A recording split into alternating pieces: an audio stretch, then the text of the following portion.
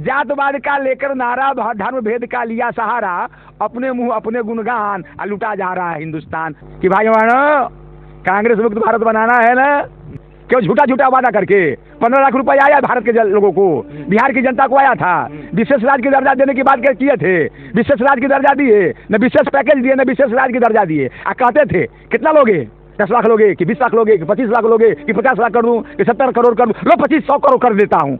56 inch के सीना वा, आज झूठ बोल के जीना वा। लोकतंत्र की हत्या करना चाहते हैं, दबाना चाहते हैं। केंद्र सरकार के खिलाफ में बोलिएगा, केंद्र सरकार के भ्रष्टाचार के खिलाफ में बोलिएगा, जनता की आवाज बन करके जब आप सवाल कीजिएगा तो आपके यहाँ ईडी सीबीआई आ जाएगा। यह तो लोकतंत्र की हत्या है। बीजेपी वाले से बखुलाए हुए हैं, विपक्षी एकता एक हो रहे हैं। इससे घबराहट उनको हो गया हुआ कि दूसरे 2024 हमको हटा देगा, हटा ही देगा। तो जहाँ जहाँ मोदी जी आप जाते हुआ जनता कहती है 15 लाख आया, 15 टका भी नहीं आया।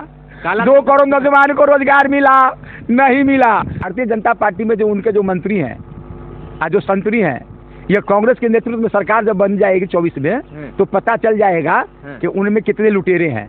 अगर भारतीय जनता पार्टी के खिलाफ में कोई अगर सवाल कर दे या कुछ बात बता दे तो ईडी सीबीआई तोता मैना उनका हो गया हुआ है। संजोग बख्श अगर कहीं नरेंद्र मोदी जी की सरकार जब आ जाएंगी तो तानाशाही की सरकार हो जाएगी, लोकतंत्र और स्वतः समाप्त हो जाएगा।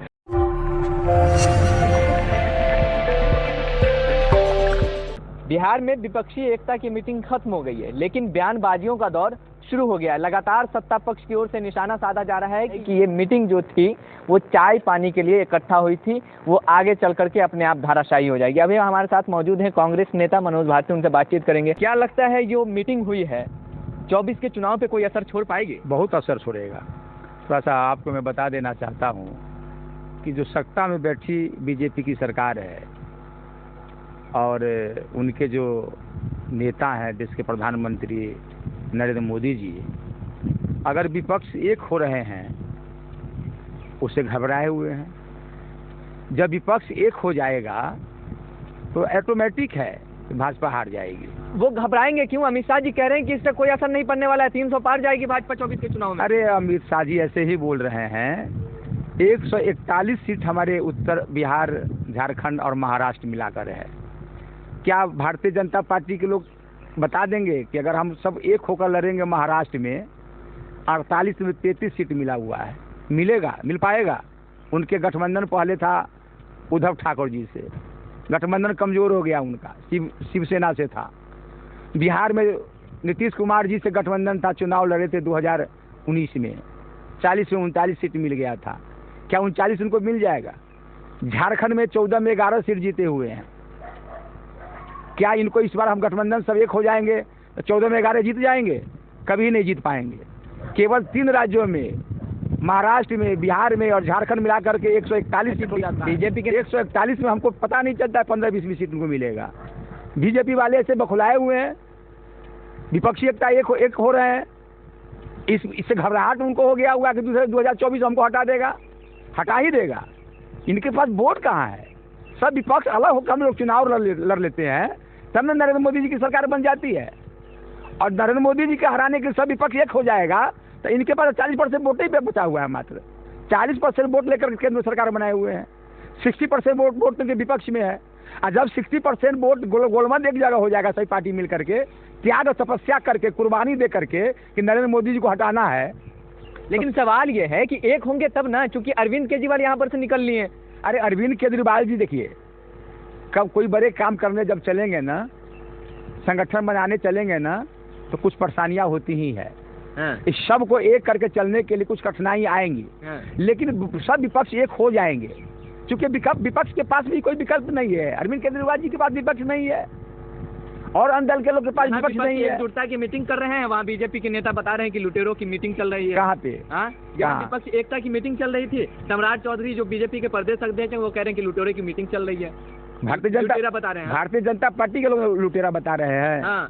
हमको भी बता दी कि भारतीय जनता पार्टी में जो उनके जो मंत्री हैं, जो संतरी हैं, ये कांग्रेस के नेतृत्व में सरकार जब बन जाएगी 24 में, तो पता चल जाएगा कि उनमें कितने लुटेरे हैं, कितने लुटेरे को सजा दिलवाए हैं। कांग्रेस पार्टी की जो सरकार कैसे पता चल जाएगा? कांग्रेस पार्टी की जो सरकार कैसे पता चल सुना जाए, कांग्रेस पार्टी के केंद्र में सरकार थी, तो जो मंत्रिमंडल में शामिल थे, जो मंत्री भ्रष्ट थे, उन पर भ्रष्टाचार का आरोप कौन लगाता था? कौन केस भेजता था जेल में? कांग्रेस की सरकार ही नहीं भेजती थी। जितने भ्रष्टाचारी थे सब पर FIR तो कांग्रेस की सरकार करती थी। कांग्रेस सरकार में लोग जेल जाते थे। लेकिन अब तो 9-10 साल होने जा रहा है, 9 साल पूर गया।